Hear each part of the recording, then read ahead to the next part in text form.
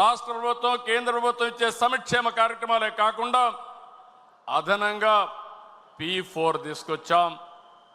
ఇది పేదల పట్ల ఒక వరంగా తయారవుతుంది. ప్రజల్ని ఒక క్యాపిటల్గా పెట్టుకుని ప్రైవేట్ పబ్లిక్ పీపుల్ పార్ట్నర్షిప్తో జీరో పావర్టీ చేయాలని, ఆ తర్వాత శాశ్వతంగా పేదరికాన్ని నిర్మూలించాలని మనం ముందుకు పోతున్నాం. ఇది కాకుండా ఇంకొక పక్కన చూస్తే స్త్రీ శక్తి, ఇది గేమ్ చేంజర్. ఆస్తిలో సమాన హక్కు ఇచ్చింది ఎన్టీఆర్. ఆ తర్వాత డాక్రా మహిళల్ని పెట్టింది నేను. 33% ఉద్యోగాల్లో కాలేజ్ సీట్లో రిజర్వేషన్లు పెట్టింది మనం.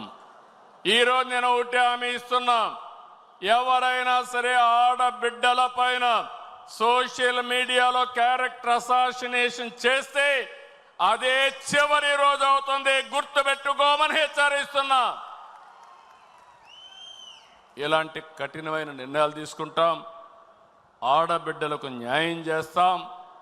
ఈ సంవత్సరం 1,00,000 మంది డాక్రా సంఘాల్ని పారిశ్రామికవేత్తలు చేయాలనే కార్యక్రమం పెట్టుకున్నాం.